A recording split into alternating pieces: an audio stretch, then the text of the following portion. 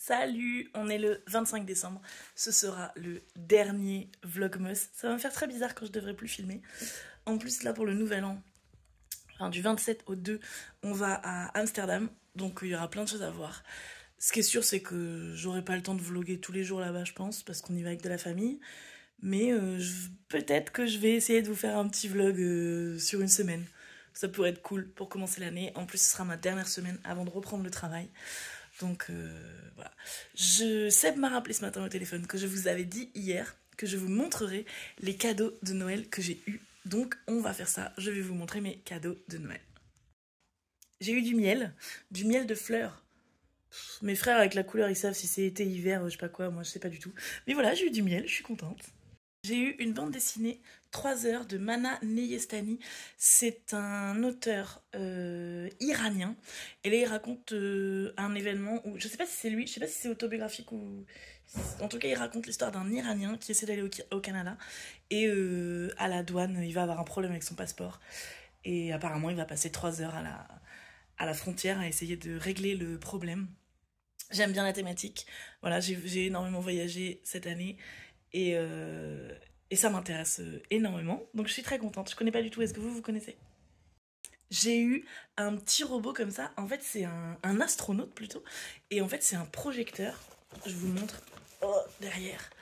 En fait, il projette au plafond des nébuleuses et des galaxies. On l'a essayé hier et enfin, vraiment, ça rend trop bien. J'aime trop. Ça va être magnifique chez nous.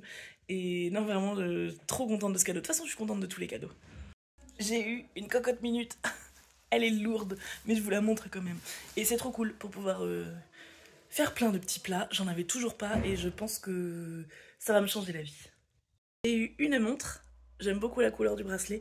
C'est une marque où on peut vraiment changer tout le bracelet. Je crois qu'on peut changer aussi le motif de derrière le cadran. Et j'aime beaucoup.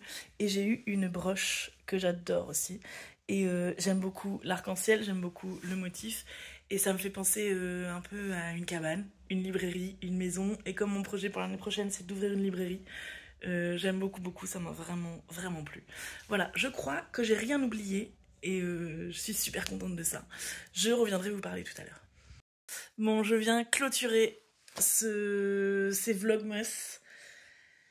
C'était beaucoup d'énergie finalement, même si je me suis vraiment bien débrouillée pour réussir à pas faire trop de montage et j'ai fait des vidéos courtes et c'était très bien, mais ouais, ça m'a pris quand même beaucoup d'énergie de faire tout ça. Je suis pas sûre que je le referai, et là vraiment le fait de pas travailler ça m'a permis de le faire, mais sinon je pense que c'est trop compliqué.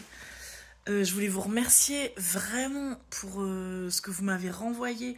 Il y a des personnes qui m'ont mis des commentaires tous les jours. Et vraiment j'ai adoré et ça m'a fait hyper plaisir parce que sur Instagram, il y a des personnes qui m'ont dit qu'ils avaient découvert des comptes grâce à mon calendrier de l'Avent et c'était exactement ce que je voulais. Donc je suis trop contente. Je l'ai déjà dit, je ferai une vidéo récapitulative de toutes les recommandations que j'ai eues. Et voilà, de toute façon, bon, je vais les mettre dans ma wishlist.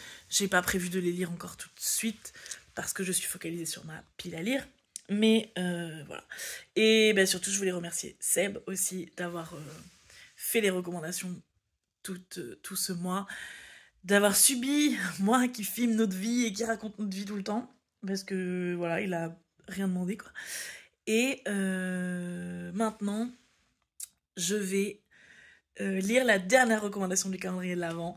Et donc, ce sera une recommandation de Seb. Justement, j'avais envie que ce soit lui qui me fasse la dernière recommandation. Après, je suis un peu bête parce que du coup, il me l'a envoyé sur mon téléphone. Mais je filme avec mon téléphone. Donc, je sais pas comment je vais faire. Je vais peut-être la lire de mon côté et vous la résumer ensuite. Et voilà. Donc, je vais aller regarder ce qu'il m'a conseillé. Il me recommande 2 titres qu'il trouve assez similaires. Alors, Papa Was Not a Rolling Stone de Sylvie Ohayon et Mon enfance en Allemagne nazie de Ilse Cohen.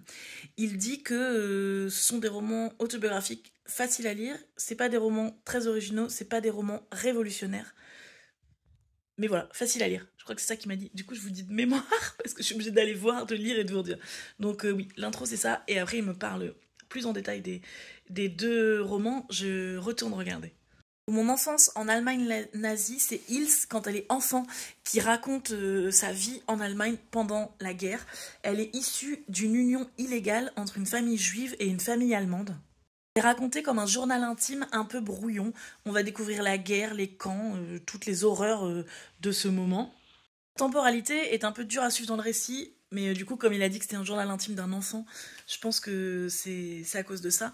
Et il dit que en fait, ça rend crédible le récit. Justement, je pense que ça rend crédible le fait que ce soit une enfant qui raconte. Il dit qu'elle juge la situation de son regard d'enfant en fait sans comprendre ce qui se passe. Du coup, on ne sait pas tout ce qui se passe parce qu'il y a ce regard d'enfant qui ne comprend pas tout. On sait ce qu'elle a vécu, mais on ne sait pas comment ça se finit, apparemment, le roman. Et il dit que voir la guerre à travers un prisme autre que français et adulte, il a trouvé ça très prenant. Ça me donne envie. Je sais qu'il est en train de le lire. De toute façon, il m'en parle toujours de très bonne façon. Donc là, ouais, je suis intriguée par rapport à ce qu'il en dit. J'aime beaucoup voir les regards d'enfants sur les situations adultes, leur espèce d'innocence. Ils comprennent les choses différemment, mais un peu du coup ce que j'ai eu dans le début de Chronique du Pays des Mers. Voilà, j'aime beaucoup ce prisme-là quand c'est bien écrit. J'ai relu ce qu'il m'avait écrit pour vérifier que j'avais rien oublié. En fait, je me suis trompée, je crois. J'ai dit, on sait pas comment ça finit. Non, je sais plus ce que j'ai dit, mais au cas où je me suis trompée, ce qu'il a dit c'est, on sait comment ça finit, mais on sait pas ce qu'elle a vécu. Voilà. Ça m'intrigue, parce que du coup je comprends pas trop, mais je crois que j'avais dit le contraire tout à l'heure. Voilà, je voulais corriger au cas où. Le deuxième livre, ça se passe dans une autre époque, je crois que c'est plus contemporain parce qu'il m'en a déjà parlé, et là on va suivre une fille qui est d'une union juive et musulmane. Elle raconte son parcours de femme, de fille d'immigrés, et Seb dit qu'il y a un discours genre tout est possible, on peut tout réussir, que lui il trouve un peu lourd parfois, mais qu'en même temps on se demande vraiment jusqu'où cette fille peut aller. Il m'a déjà parlé de ce livre et je sais qu'il m'a dit qu'elle accomplit des choses incroyables, genre quasiment tous ses rêves elle les réalise, elle fait des trucs de fou, et donc je pense que c'est pour ça qu'il dit c'est peut-être un peu lourd ce discours. Et il finit en me disant qu'elle a fait un film sur son livre. Donc j'ai jamais vu ce film non plus. Je sais pas si lui l'a vu, sans doute. Mais voilà, ça peut être intéressant de voir l'adaptation aussi. Donc voilà, c'était les 2 dernières recommandations du Vlogmas. Je vais faire le montage tout de suite. Je vais vous poster ça. Ouais, vraiment c'était génial de vous avoir. Et puis là, je pense que, vous savez, au début quand on reprend, on est un peu timide devant la caméra. Je pense que c'est bon là.